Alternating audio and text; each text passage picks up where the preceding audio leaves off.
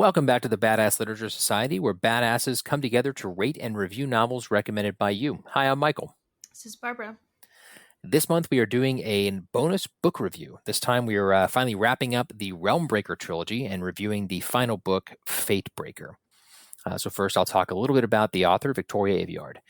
She is an author and screenwriter born and raised in a small town in western Massachusetts. She has a BFA in writing for film and television from the University of Southern California's School of Cinematic Arts. She is the author of the #1 New York Times bestselling and USA Today bestselling series Red Queen, as well as the #1 New York Times bestseller Realm Breaker. She lives in Los Angeles with her husband and her dog Indy. Her books have been translated into over 40 languages and counting. Barbara, you want to tell us a little bit about Fate Breaker? Yes, this was originally published on February 27th of 2024. It is considered young adult fantasy, high fantasy. Depending on the copy you read, it is quite, well, some people would think it's lengthy. 625 pages. Currently has a 4.2 on Goodreads, 4.4 on Amazon, and a 4.4 on Audible. Lauren, if Lauren was here, she would say that's lengthy. Yeah. It has not been nominated for any awards at the time of this recording, and we think it's important for readers to know what, if any, representation is in the books we read. So for this book, there are major POC characters, major LGBTQ plus characters, and no characters with disabilities. So, like always, we'll start with this. What did you think about Fate Breaker? And remember, no spoilers. So I generally liked it.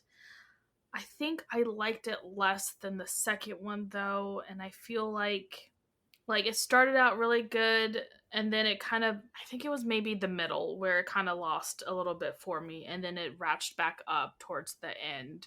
And I'm not, obviously, because this is a spoiler section, but I think that was my issue with this. I felt a little bored, which is hard because it's like the last book, so you expect like a lot to be happening because it's like the end of the world is happening. But I just felt like maybe it didn't feel like, what is the word I'm looking for? Like, it wasn't so tense. Like, it didn't feel like world of the ending type for me in the middle. And maybe I think that was the issue I had. If I remember right, when we talked about this, you were frustrated that the whole gang was brought together at the end of the last book, and then it was disbanded again so quickly for this book. Yeah, like I think what the second book did really well was the characters. The characters feeding off of each other, I think, is why I really enjoy the second one. Whereas this one, they're all split apart, and a few of them are together here and there, and they start coming together. And like, I get that, you have to like move the story along, and then you want certain characters to have scenes together, and that's a bit hard if you have like all of them together. But I think that's why I think that's why I didn't like this one as much, was because I feel like the characters were really what sold it to me, and their banter, and then them figuring things out together, whereas this one they were split up. And yes. So I didn't have as big of a problem with that, but I totally understand where you're coming from when we talked about it the first time. I enjoyed this book. I don't think that necessarily it was like, it wasn't my favorite of the trilogy, but I definitely, I really liked it. I'm happy that you convinced that say we should read this trilogy whenever that first book came out, and we got into it together. It's been fun to read, and I'm not upset that I finished it. I enjoyed this one. I don't think the one thing I guess I disagree with you on is that I don't feel like it got boring in the middle for me. Okay, fair enough. I didn't say I didn't like this book. I did enjoy the book. I just, in the trilogy, I think the second one's my favorite after reading all three of them.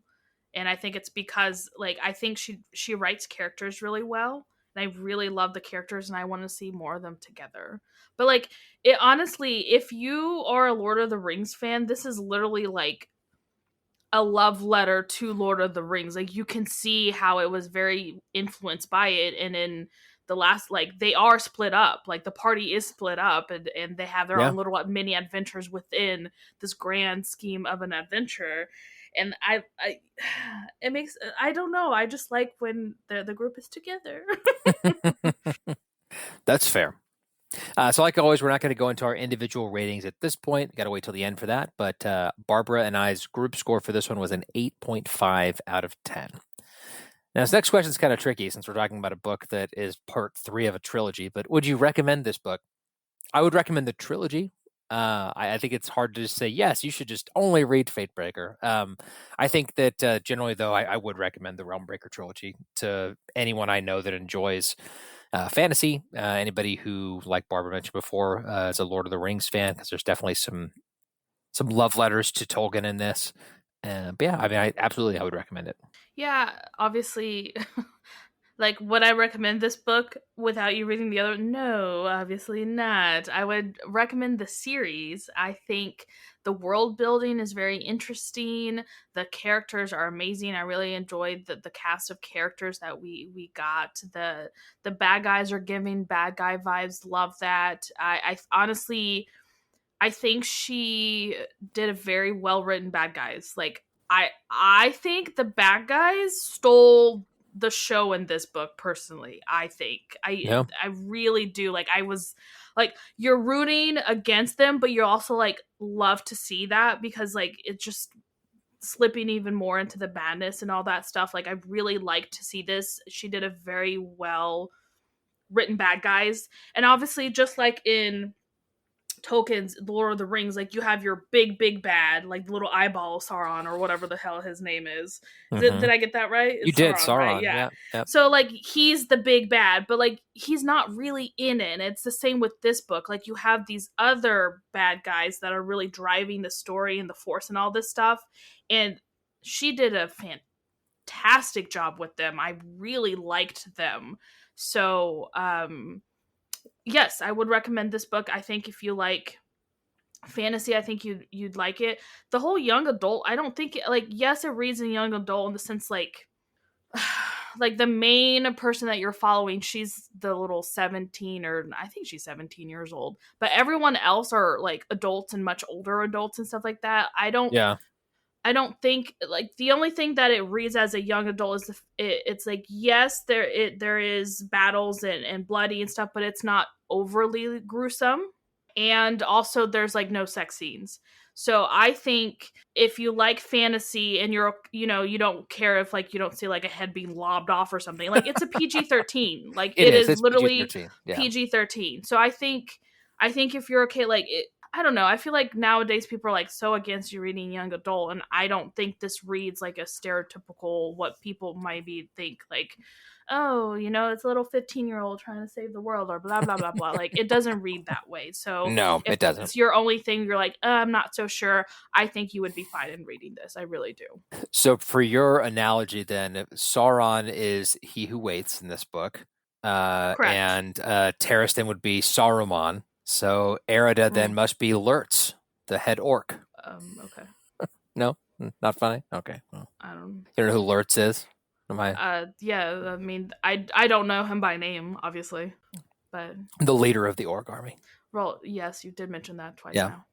Anyway, for those of you leaving us at this point, don't forget to give us a rating if you like us. And follow us on Facebook and Instagram. Our handle in both places is at Badass Lit Pod. We'd love to hear from you. If you've got a book you want us to read, let us know. Remember, the second part of this episode is going to be an in-depth look at not just Fatebreaker, but the entire Realm Breaker series to some extent. So if you do want to read that, stop listening and come back when you're done. Nom Nom is fresh dog food made by real people who really care. They're purposeful and enthusiastic about giving your dog the best food for them and their health, so they can thrive and be their best. Nom Nom delivers fresh food made with whole ingredients backed by veterinary science. And science tells us that dog health starts in the bowl, so improving their diet is one of the best ways to help them live a long, happy life. All you have to do is order, pour, and serve. Barbara and I have 2 dogs, Luna, a husky, and Quinny, a Shih Tzu mix.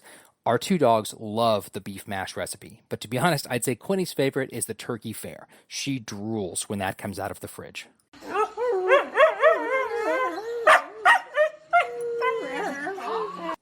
Yes, I know, Luna. I'm going to tell them about that right now. Luna is an extremely picky eater and always has been. She usually takes forever to warm up to new food. But not with Nom Nom. She dove in immediately. Both dogs seemed to have more energy, and Luna's stools were no longer soft. Your dog's health starts in the gut. A better diet means softer coats, more energy, better breath, and smaller, more consistent stools. Your dog can't tell you if they're healthy, but you can tell when their health improves. It's the easiest way to take the guesswork out of feeding your dog the best. Nom Nom meals are pre-portioned for your dog's exact caloric needs.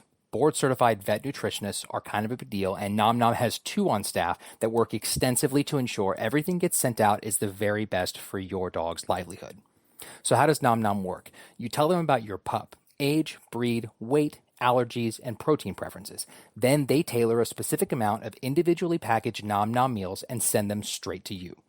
Store the meals in the freezer or fridge until it's mealtime. They'll give you specific instructions on how to transition your dog from foods like kibble to always fresh Nom Nom for best results. Watch your dog clean their dishes, dance for dinner, and overall thrive. Ready to make the switch to fresh? Order Nom Nom today. Go to a link in the description of this episode and then use our referral code BADASSLIT. That's BADASSLIT and get 50% off your first order plus free shipping. Plus, Nom Nom comes with a money-back guarantee. If your dog's tail isn't wagging within 30 days, Nom Nom will refund your first order. No fillers, no nonsense, just Nom Nom. Now, for those of you sticking around for the spoilers, here we go. We'll start off by giving the Badass Character Award out. Barbara, who is your nomination, or nominee, rather, for Badass Character? This is really difficult. I don't know who I'd give it to. Like, everyone is a badass. Like, it's hard. It's hard. I mean, you know what? I don't think I've ever done this. I'm going to have to give it to a bad, evil character. I might have to give it to Erida. I might have to give it to Erida. She did. Girlie went cray-cray, okay? She really did. She went off the rails. Game of Thrones looking at you like, if you want to, like, see how a character goes crazy throughout the book series, this is how you do it. You don't just throw it in at the very last 3 episodes and be like, oh, she was crazy. Anyways, clearly Shots bitter. Well, you know, I feel like a lot of people feel me on that. Okay, can I do a bad one and a good one? Or bad one, I would have to do Erida, because she literally was like, you know what? She would do anything to be queen of the world. And she proved that in this book. She in other books, like the second one, she like murdered a child. Well, she was like a young adult, and she like did that, and then you're like, oh my god, what else is she gonna do? In this book, she went real ham off the wall. So love to see that for her. We support women's rights and wrongs here. So for that, I would have to give that to her, because I mean, yeah, she's evil, and she was doing all these evil things, and they're awful, but like, she got stuff done, you know. She was putting in the work. Yeah. For the like stereotypical the good guys, I really like Sarasa. Like, she's still my favorite character. I really enjoy her. The rogue character? No. I know. I just loved her. It's hard. I just feel like everyone was really good. Like, obviously Corayne, because she's like the main girly, and she had all the stuff that she did. I don't know. It's so hard. It is. And little Dom and Andri and Voltic, and Sigil's barely really in it. Charlie gets more of the scene. Charlie's actually a pretty major character in this one. Yeah, I mean, you get his point of view of the book and stuff. I don't know. I can't decide. It's guess funny because Erida. I was also going to pick a bad guy, but I was going to pick Taristan. Of course. I mean, and Taristan too. Because of the epilogue. Yes. When he recognizes he redeemed himself. That what waits has corrupted Erida, and she's no longer the woman that he met and loved. Yeah. And he sacrifices everything to save her, effectively. Yeah. Yeah.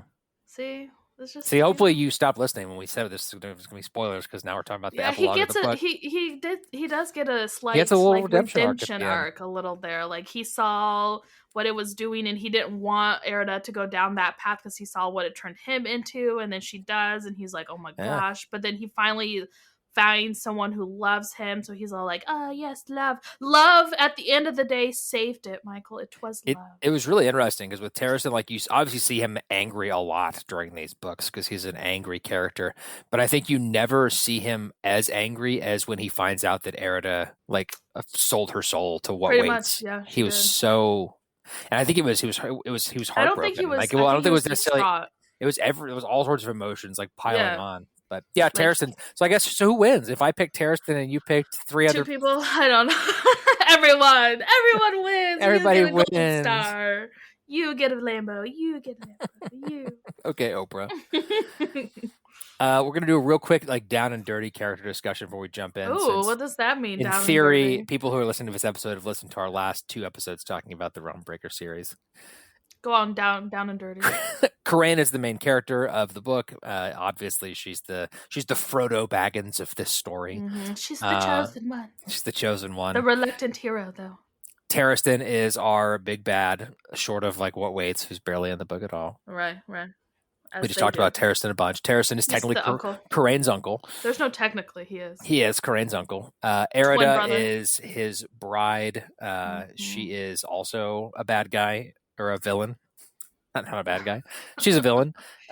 She's she the queen. I mean, she's kind of starts, like Genghis Khaning the world. she's like the emperor in Star Wars. She wants it all. She wants to be in total absolute control of everything. This is why I like her story. I'm gonna totally go on a tangent. But she is a woman in a man's world, and literally in this book you can see it. Like, okay, so they wanted her to get married. Okay, so she did that, and then she's like, I'm gonna conquer everything now. She's like doing her thing. Mind you, she's like 19, 20. She's not much older than Corayne. She's like, I think max 22. I don't think she's older than that. No, she's pretty young. She's still really young.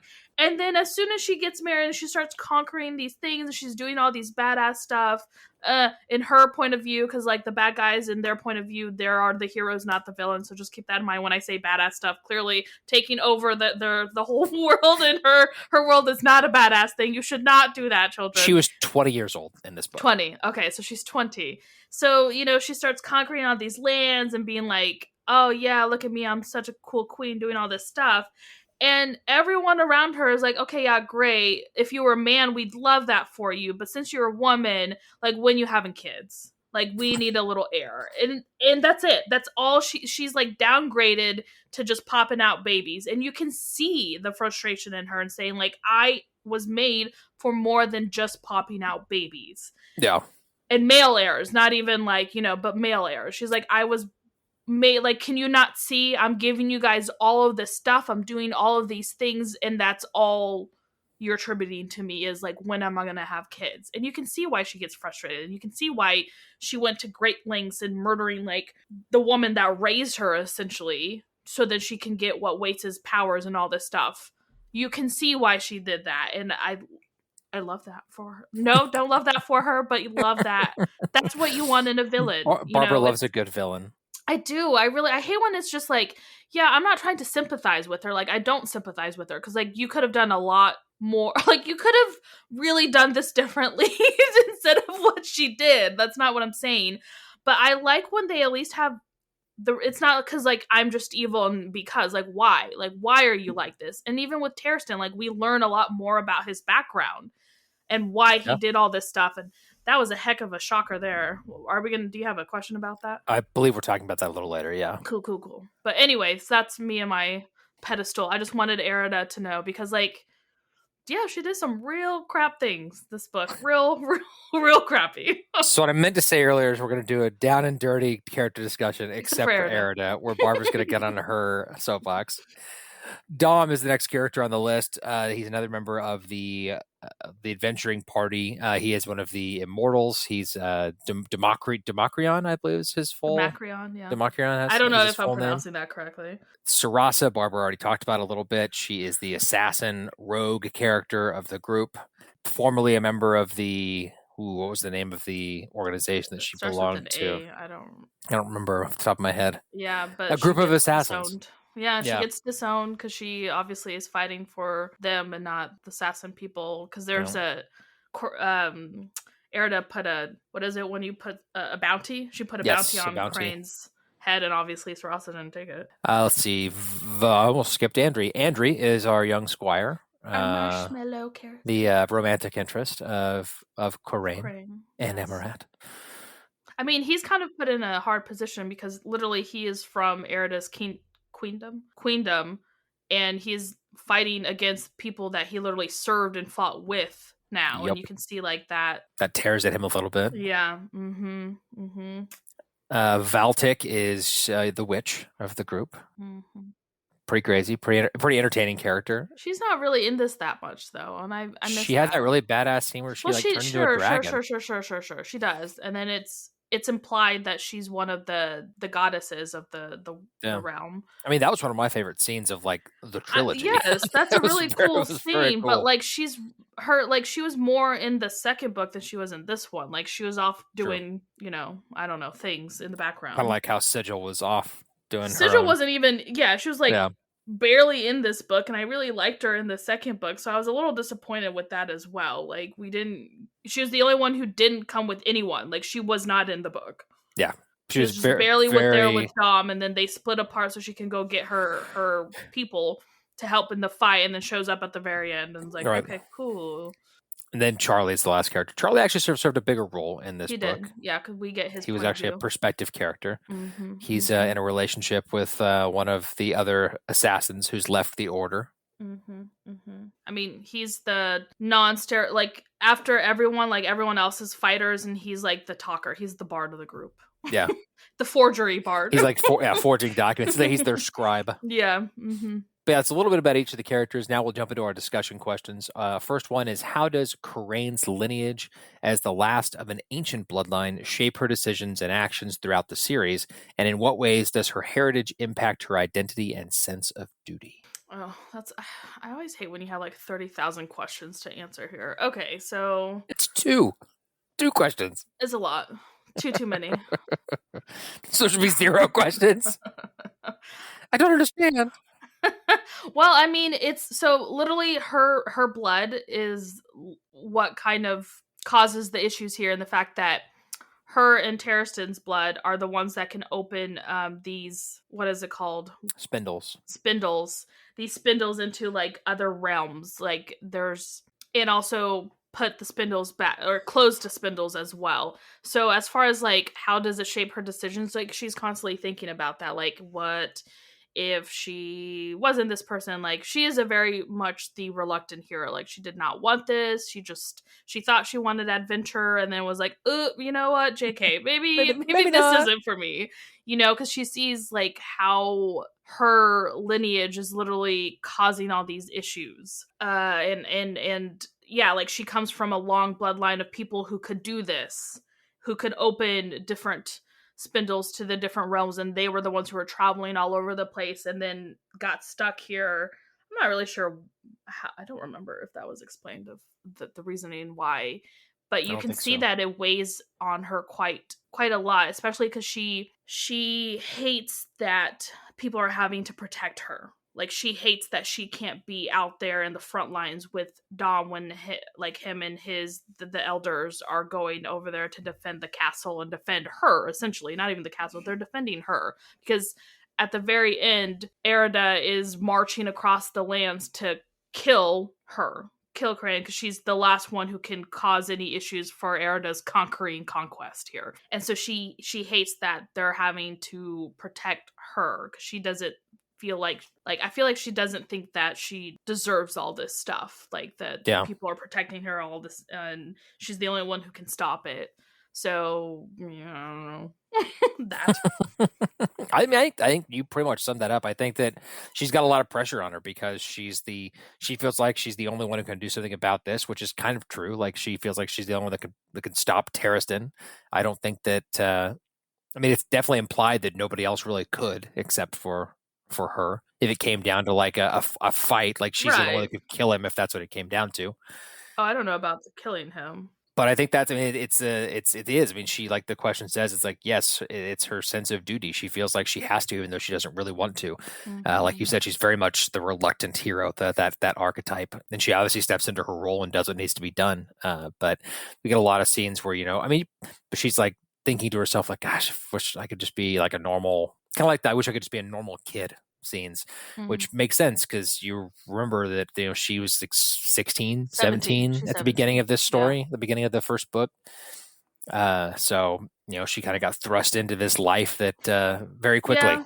I mean, it's funny because like they mention in the book, especially in this one, where like her bloodline has this thing where like they're constantly wanting to be in motion. Like they don't like to stay in one place. They like to explore. They're explorers. Her bloodline is an explorer. Hence why they can open up These these spindles. spindles to like go into these other realms and explore all these other realms and all this stuff. So you can see that she in the first book, that's what she was always craving. Like her mom would leave her there and she didn't want to be stuck there. And then you can see how she's like, be careful what you wish for. Like she asked for this and now she's like, you know what? Like this isn't all it's cracked up to be. Like Yeah. I've made a great error.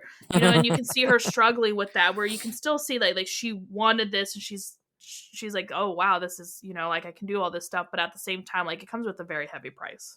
No. Yeah, no, for sure. Now we're going to get to the question Barbara's going to talk about for 3 hours.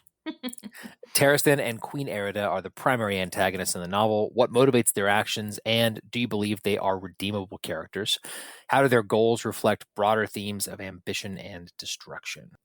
I mean, yes, what motivates their actions are different. I think, like Barbara mentioned before, like Erida wants to be queen of the world, and some of that is driven by the fact that she's always been seen as like a second-class citizen because she's a woman in a man's world. Taristan is like the Joker in some ways. He just wants to watch the world burn. He's literally there just to destroy the world, and he doesn't really care what comes of what.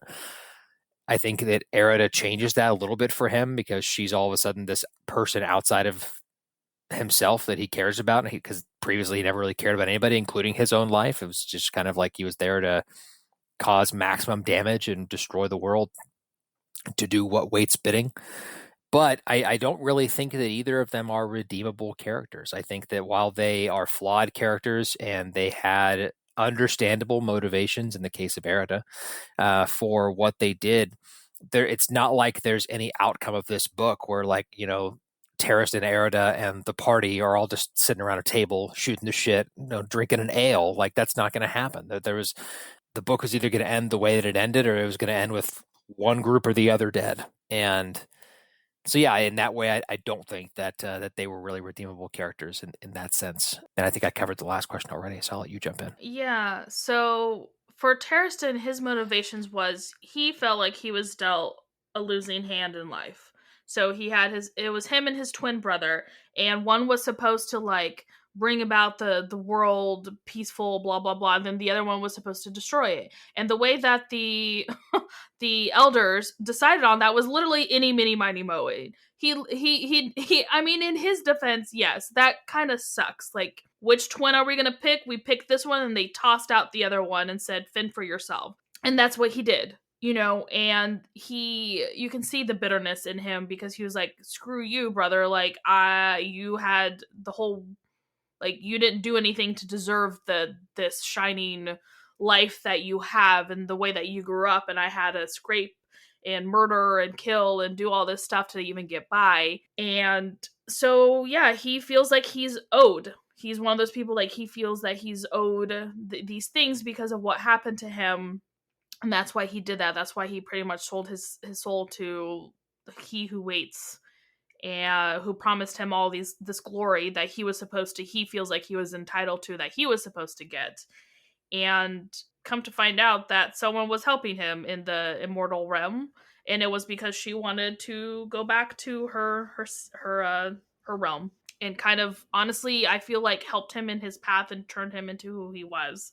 And we didn't find that out until like this book. Yeah. But yeah, like Michael mentioned, like he wanted to see the world burn. Like he just a character who just hates life, everything. He was just like, I am owed all of this stuff, and because I had to suffer, so everyone else will. And then he meets Erida, and then he's like, oh, wait a second, maybe not, maybe I don't. And this, I feel like it's this book here that you kind of see him wavering and going back and seeing like her slip into the madness and the evilness and all, whatever you want to call it, like further and further, and him being more and more reluctant about it because he's like, oh, I actually found someone I cared for more than myself and like my plights and everything I wanted. And he struggles with that and says like, maybe this isn't what I want, because everyone mentions like, yeah, you guys are going to be king and queen of like a desolate world. Like, this isn't what you want. And I highly doubt that's what she wants. And she's just too blind to realize that, like blinded by her Yeah. ambitions. I've already touched base on what motivated her and all that stuff. Like, they had a similar end goal, but I think he knew what he was signing up for. I don't think she realized that she was signing up for like the destruction of it, and she didn't quite realize what she was doing. Like, she was just Yeah. like blind with power once she got a little sip of it, and then didn't realize that you are like essentially you're screwing everybody, because like who waits isn't going to be like, okay, little humans, now here's all your land, like I'm going to leave you alone. Like, he was literally going to burn it down, and you're going to be the queen of like dead things. Like, is that really what you want? Queen of nothing. Yeah. Yep. I think that's where their ambitions clashed. Because I think that at first, like, yes, she understood that like he wanted to destroy the world, but I think she's like, he's a means to an end, and I'll be able to control him when the time comes, and we won't have to, we won't need to destroy the world. And then obviously she signs the deal with the devil at some point too. But yeah, very interesting character. I think they were very well written, and like I they said, I were. really do think they kind of took over this book for me. Like, I Yeah. was very interested in their point of views, scenes, and just to kind of see, because it was very interesting to see, like I said, like that she was an innocent, she started not an innocent character, but like you started off like she was never innocent. Like, she was a very ambitious character to begin with, but you can see like how her ambition, she was teetering on that edge of like, okay, you can be an ambitious person, but you can go about it the right way, and you can be an ambitious person and go about it the wrong way. And she was like, well, we're gonna keep going and going the wrong way and all this other stuff. And then, hey, you see, Yep. Then what happened. Yep. Let's see. Next question. The characters face numerous sacrifices in the fight against Taristan and Queen Erida. Which character's sacrifice had the most profound impact on the story, and why? And how does the novel portray the cost of saving the world?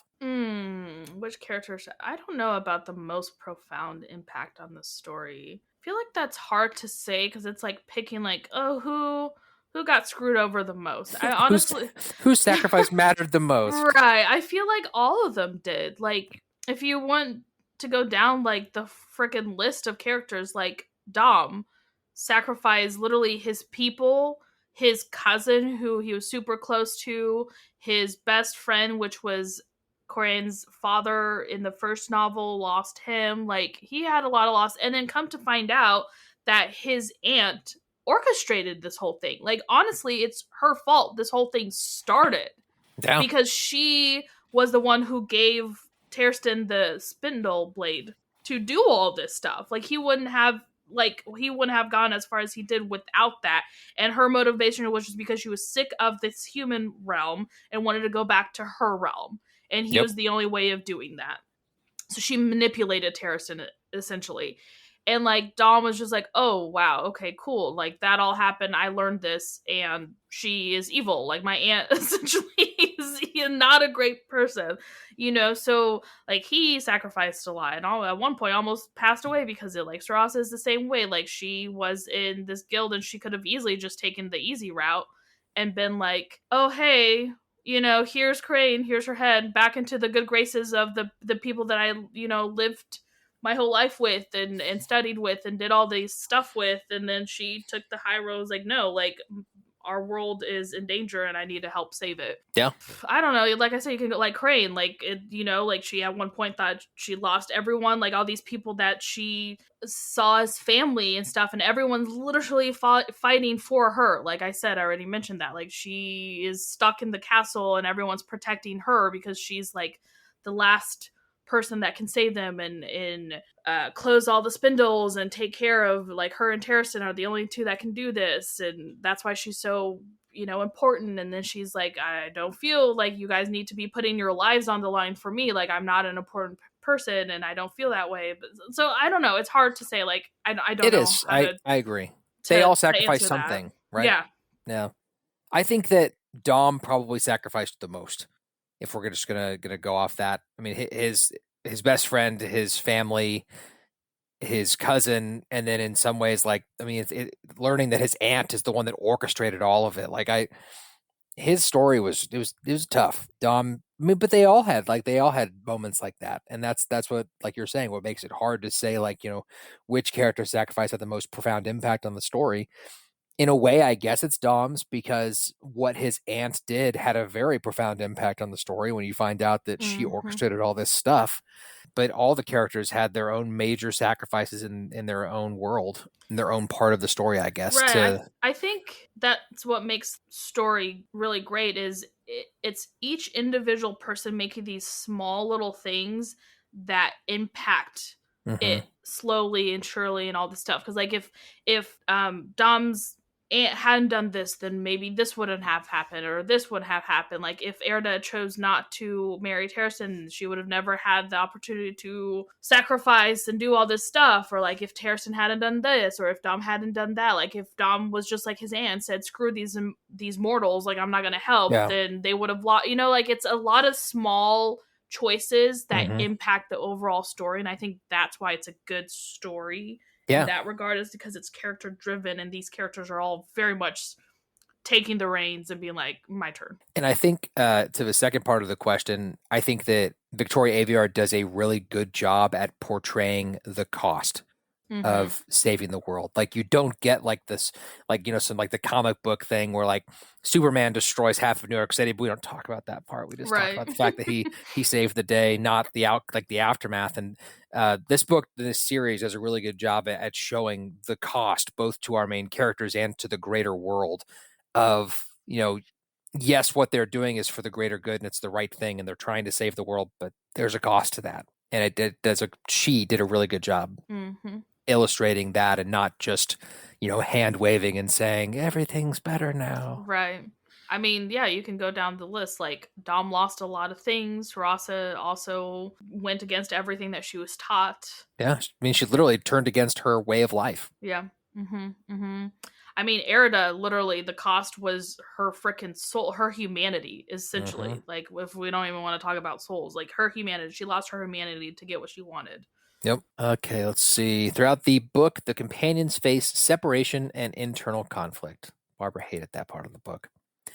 What plot events cause these divisions, and how do they overcome them to unite against Taristan and Queen Erida?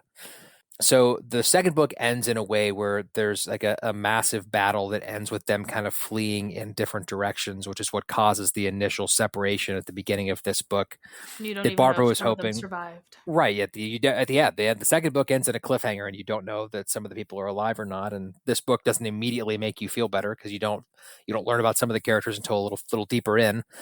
But that's how the author set up the separation, and why the party wasn't able to all be together again. So that's what happens there. I think that's the plot event that caused the division. And as far as overcoming them, I mean, they all had their own individual things that they needed to do to kind of set up to orchestrate what's going to happen at the end of the story for the big battle against Taristan and Erida. Even Sigil, who I know Barbara complains wasn't barely in the book, because she wasn't, but she did serve a role in going off and getting her people and convincing them to come back. And that would make a really cool novella, like the story of like what happened, and Sigil's story of leaving and how she convinced her people to come back and fight this war when it didn't seem like maybe they were going to at one point. You could also argue that maybe they arrived too late, but that's a different conversation. But yeah, I mean, I think that there's that. And as far as the internal conflict, there was some of that amongst the members of the party, but I don't think in this book anyway there was any like craziness. I mean, obviously there's always like a little bit of like biting back and forth between Dom and Sarasa, but I think at the end of the day that's like more of an enemies to lovers thing than than it, or not enemies to lovers, but well, yeah, I guess wouldn't it be enemies to lovers, Dom and Sarasa? Would that be the trope? No, I don't think so. I would say rival. Rivals to lovers instead of enemies. I don't know Yeah, about enemies. Like they weren't on the opposite sides. true. But anyway, that's my 2 cents on that one. Well, yeah. I mean, yes, I complain about it. I understand why she did it because like if you had the whole core group together, like everything would have been resolved quite quickly and easily. Like, okay, this is what we need to do, and this is where we need to go, and this is what we need to plan, and then voila, you wouldn't have like half the book. I understand why she did it. I'm just saying I enjoy them being together. Now, as far as like how they all came, like it was Corayne by herself, and then Charlie meets up with her, and then they decide to try to get the immortals to try to help them, and so they start going to the immortal enclaves to try to have them join the mortal fight with altering kind of help. Yeah, some of them do, some of them don't. You kind of get that whole thing. So that's their play and what they're trying to do. Dom and Sigil were captured at the end of the book, and they're all stuck there, and then Sarasa allows herself to be captured, and then they band together and escape and pretty much do a very devastating blow to Taristan and Erida, because like Erida is like, oh, no one can touch me in my city and all this stuff, and no one, like they wouldn't dare not come into this, and they do. they raise hell, essentially. They literally fire up the whole place and burn it down, her castle and all this stuff. And it was a very cool scene. that was a really, really cool scene, and almost kill her. I mean, Sarasa literally had the chance, like, and that's a sacrifice she made. So she's like, she's clearly in love with Dom, and she told Dom not to go and do something stupid, and he goes and does something stupid and is pretty much about to die from Taristan, but then Sarasa catches Erida, and she had the chance right then and there to end this whole thing and kill Erida by sacrificing Dom, and she chose not to do it because of how she felt about him. And then the rest of the book is the whole time of her thinking, if I had done what I was trained to do and just have killed Erida, this wouldn't be happening. I could have ended all this. So she has that internal conflict of like, did I choose the right path? Yeah. And you can see her struggling throughout the rest of the book with this. And then you can even see Dom being like, why did you do that? You should have sacrificed me. Like, what's going on? And obviously he's also in denial. These two are just in denial for each other.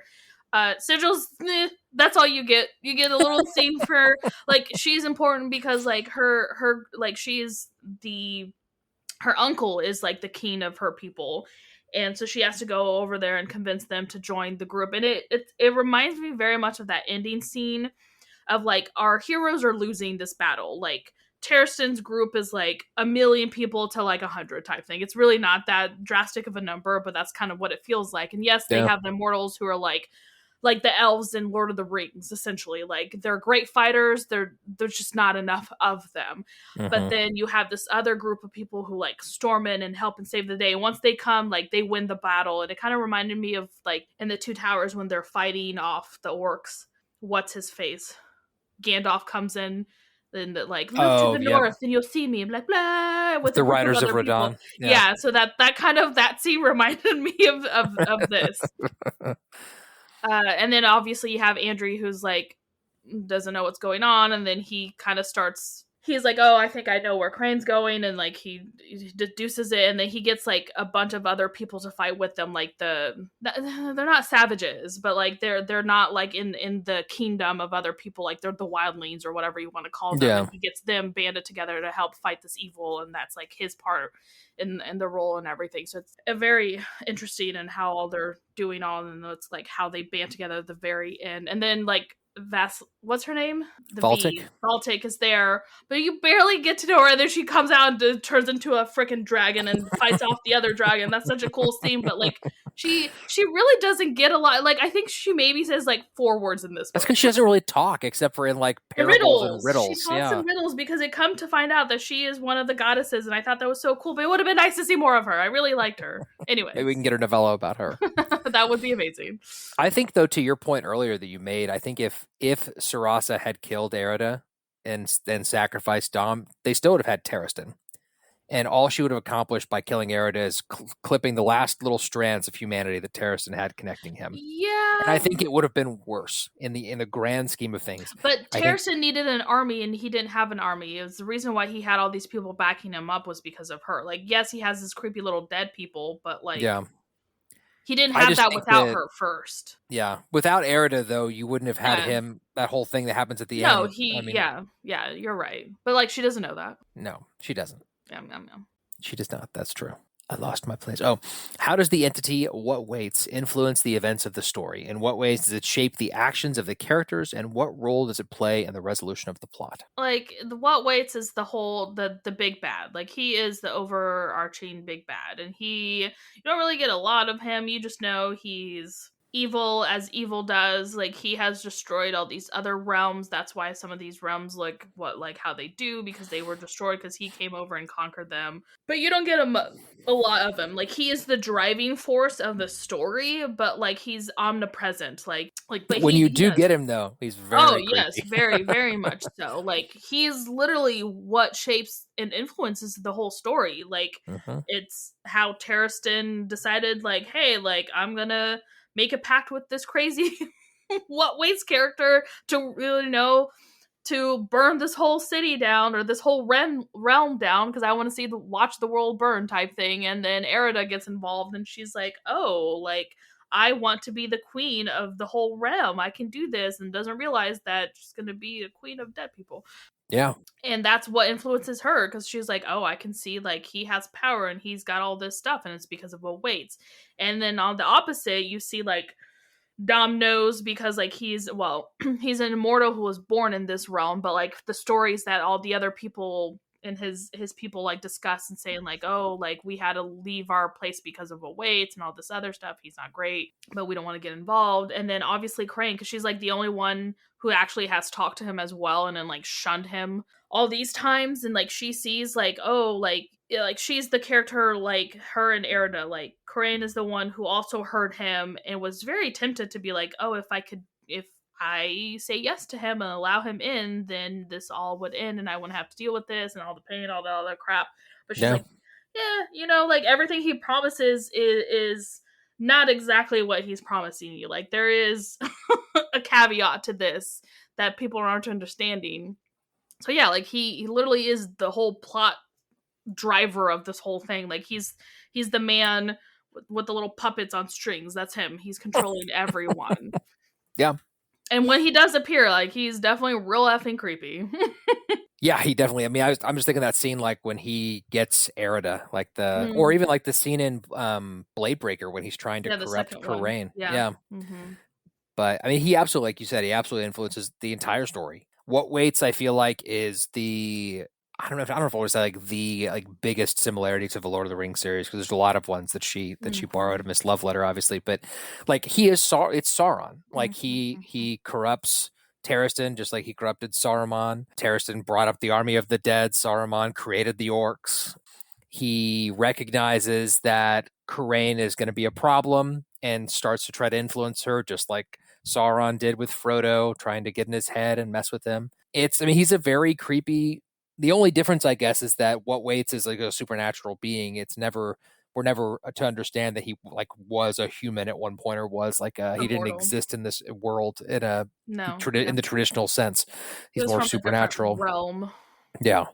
I always pictured more like he was like a demon, like a high powered demon or something or Yeah, but I some mean, type. But for Lord of the Rings, before we have like the TV series, like you didn't know he was any of this. Did it explain that in the books that he was a human who did stuff? I didn't think so. I mean, you see, so I mean, in the books, just like in the original Lord of the Rings movies, you see like flashbacks to the fight where Sauron was like leading the battle and swinging his sword and doing all that. That's Yeah, but he was still like an entity though. Like he wasn't like a mortal person.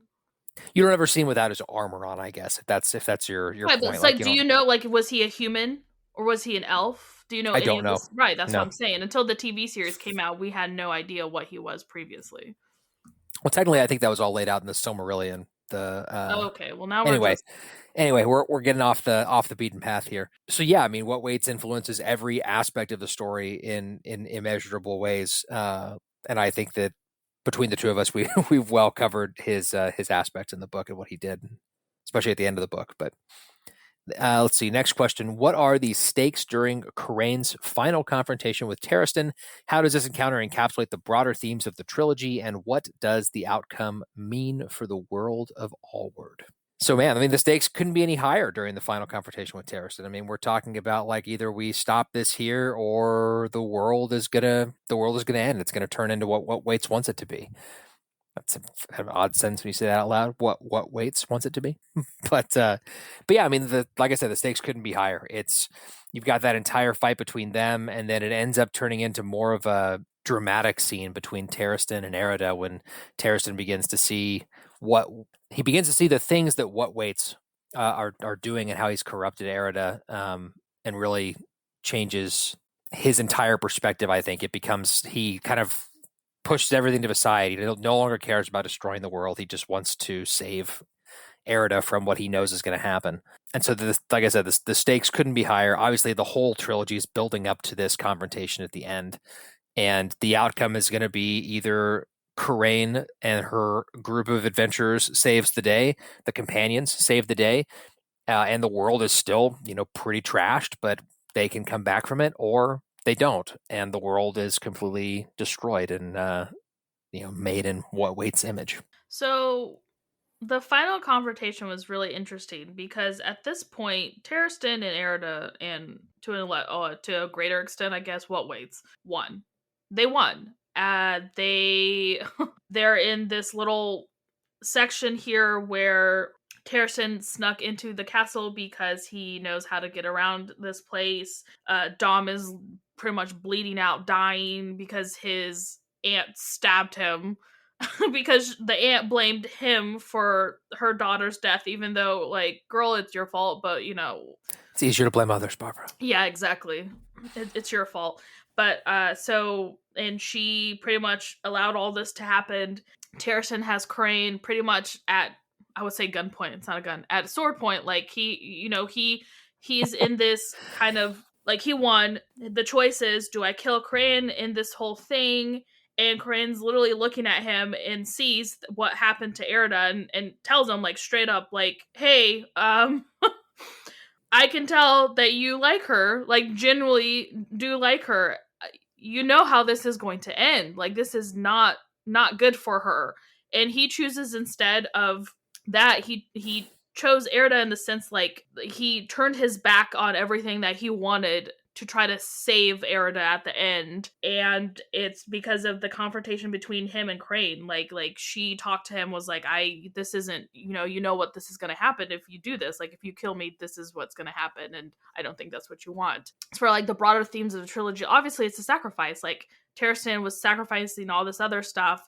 Didn't really think much of it. He didn't really care until at the very end here, where he sacrificed everything that he always wanted for Erida. I think that's, and then same with, like, everyone else, like, Dom didn't even realize that his aunt had betrayed him and all this other stuff until literally she stabbed him. And then he realized, oh, okay, like, and same with everyone else, and that, like, all these great made plans that they had kind of, but yeah, it was a really interesting confrontation there. I thought that was cool. I agree. And I just looked it up because I was curious. We were trying to figure out what Waits was, and apparently he's named at some point in Blade Breaker as the Demon King of the Ashlands. Yes. Yeah, that's his original world. Yeah. And for our final question, we're going to talk about our opinions of the ending of the book. So what were your thoughts on how the trilogy ended? Would you have done, or did you want more? Did you want something to happen differently? Yeah, so I was actually surprised that the core group survived, to be honest with you, because I don't want to ruin her previous series, but, like, her previous series, like, we get some deaths, surprising, shocking deaths and stuff like that. So I was actually surprised that all of them made it. I honestly, she hinted too when we went to that reading where she was signing books. She hinted that, like, there was character death to come. I guess, yeah. But I mean, yeah, I was surprised that all of them made it. I really did think someone was going to die from the companions, and luckily no one did. Spoiler, I guess. I mean, if you're at this point, that's your fault. I was gonna say. So I think overall I enjoyed the ending. I think, like, Dom and Sarasa end up together in their own little way, and he's, even though technically, like, the head of his clan now, since his aunt passed away and his cousin is dead as well, but, like, he still, like, is choosing to help her with her stuff. And then I thought Sigil and Charlie and Charlie's boyfriend was really cute that they were all cute. Like, it was hilarious that they were all collecting the bounty on his head because like she is a bounty hunter, and how they're doing that is like turning him into the people and then saving him from the guillotine or like from the noose right before he's hanged. So they're collecting the money, so like they both win at the end. I thought that was hilarious. I really liked that. Yeah. That was really funny. And Corayne and Andrew get together, and then he pretty much brings her to meet Mom at the end of the story. And then she kind of, you can see like she's getting the adventuring that she always wanted, and like she has her own ship and all that kind of stuff. But you know, she's probably like, this is great. Like I can finally do what I want, but not like to the extent of saving the realm and stuff like that. You know, Right. So I thought it was a good way of ending it. Like we don't really like Vaultec. Like we're assuming she survived because she is a goddess. Like we don't really know what happens with her. Yeah. Really, there's she not much. She disappears, so we don't know. We actually don't know the ending of the dragon fight. Like who won? We don't know. They never mentioned who won in that. So I think, yeah, overall, I think maybe I don't know. It's hard to say, like, how do you end such a massive series like this? You know, it's kind of hard to be like, oh, here's, like, everything that happened. So I thought it was a good ending overall. I think how Taristan and Erida's plot ended, I thought that was really good. It was very interesting. Like, pretty much, I mean, I thought it was interesting because, like, no one actually, like, the companions didn't kill them. They kind of, Taristan chose that. Like, he's like, okay, this is the best I can do for her since she signed a deal with the Demon King, didn't deliver, and so now she's getting penalized for it. And so now they're both getting penalized for the rest of eternity. Right. Together, though. At least they are, I guess, together. So I think it's a fitting end for them. I'm glad that like Corayne didn't have to go and like kill her uncle, or like no one else kind of had to like bloody their hand in that regard. So yeah, I think overall, I don't know how else I would want this. Like I was just hoping no one would die. No one died, so I'm happy with that outcome. That's funny because that's like the one critique that I have of the ending is I feel like somebody should have died. Who would Dom. you have? No. That would have been the most heartbreaking death. We almost Corayne, lost him actually. twice in this book. The heartbreaking death would have been Corayne. And we thought Dom was dead for a while at the end of the book. I think that you just allow that to be the outcome. I mean, obviously, it was great to see like he and Sarasa like ride off into the sunset to some extent, but right off into battle because like she's literally gonna take down the assassin guild. Is for them? That's a sunset though. Like that's like it's like and if you're playing Baldur's Gate 3 and you haven't gotten to the end yet, then skip ahead 30 seconds. But it's like Karlach's ending. Like they jump into like to go fight in Avernus instead of. But anyway, I liked the ending. I thought it was I think that I did have a lot of questions about other things, but I think that that's going to happen when you have an author that's built like a world that feels alive and lived in. There's going to be stuff like, that you don't get final answers to. What happened to the queendom that Erida had built? Like who's the person taking over this whole thing? Like it's in shambles. Like you lost the king, you lost the queen. These people maybe realized that they were fighting for an evil demon king. Yeah. Do you like all this stuff that they did? Like they obviously took over all these other kingdoms and murdered all their people. So like what's going on in that world? We don't know. Then it's not mentioned. I think most of what I want, though, I mean, that would be an interesting story, but a lot of it is like backstory on things. Like I want the Rings of Power version, like where we get the story of the Ashlands before they were the Ashlands, like what happened there. I mean, she might. You never know. Like she might dabble in that if there's because it's kind of like when we get like glimpses of the Ashlands, it's implied that like this was a world that was, and if it was a world and he was a king in that world, then he was probably a person that existed there before he. Yeah, I think it is like you said. It's implied that their world looked like all world, and it was like a beautiful place, and then he turned it into ashes when he came into power. So like that story would be interesting. Yeah. The story of like Corayne's parents meeting and like some background on that. I mean, there's so much that would be cool to explore. To answer the question that I asked, I did like the ending. I thought it was a good ending. I would gladly read other books in this world, novellas, full-blown books and series. I don't care. I liked it. If she revisits it, I won't be upset. Yeah. So you just wanted someone to die? I think that you kind of like, I don't know, we kind of got the emotional gut punch of someone dying, but then the hollowness of like, haha, just kidding, like a Marvel I don't movie think where it's like you so. think they're dead, but they're not really. It's okay. I don't know. I feel like, I mean, Dom literally lost everyone. Every single person he lost.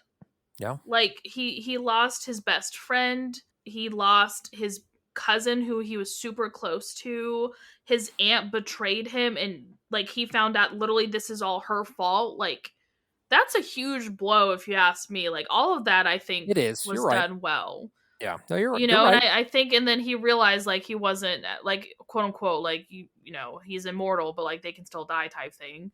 But like Yeah. I think he saw that, and that's why I think because of that he chose to go with Sarasa instead of being like the I don't know the what they weren't called like kings of their enclave, like what were they called, like they're I mean, the king, I guess, would be the accurate. well Like the no they call him something else. It the was like leader. the I mean, you could just say leader the or something of leader. the Yeah. enclave, you know, like I think that's why Yeah. he's like this isn't important. Like yes, like I you know love my people that and stuff like that, but like I'm choosing to be with the person I love because Yeah. I almost died as well. So that'll end this one. Let's talk about our individual scores for this book. What did you give Fatebreaker? 8.25. I think overall was good. I liked the ending. I thought the twist and all that stuff was really interesting. I just feel like it was a little clunky in getting there. I feel like I didn't feel like that sense of pressing doom that I was expecting to feel Yeah. and towards the middle there. And then like I said, like I love the companions. I understand why we can't just have them all making the plans, because this book would have been like 200 pages, you know, if they were all together, be like, okay, this is what we're gonna do now. And then you wouldn't have had that cool scene of Sarasa stabbing Erida in the hand with her favorite blade. True. Mind you. So True. Like I understand why it was done, I get that, but like I think my favorite part is them being together and traveling together, and I missed that from this one. But overall, I still enjoyed it. So I give it an 8.75. I really enjoyed it, and I felt like it needed a little bump up from me. I also think it's funny because we were talking about, you were saying like that of the trilogy that the second book is your favorite. Which is normally the opposite. Yeah. And I only find that funny in this case because the second Lord of the Rings book and movie are also your favorite. Like yes. The Two Towers is your favorite. So I think that's funny that lines up here. I know. My favorite, but it's the same for me. So my favorite of this series was the first book. And I also really like Fellowship of the Ring, like the beginning of the story of Lord of the Rings. So yeah, that's funny. I mean, kind of funny. It's funny because like most books in a trilogy, the second book is always people's least favorite because it's the it's true though. It's setting up the story. Right. Like the first one is introducing the characters, the plot, so it's kind of like maybe not fast paced, but like you're just getting into it. Everyone calls it the sophomore slump in a trilogy because it's like you're setting up, it could be boring, or like, you know, there's not maybe a lot too much going on because it's the chess pieces, we're moving up the players or who's going to be important here and there. And then the third one is the resolution and like, oh yes, all this stuff.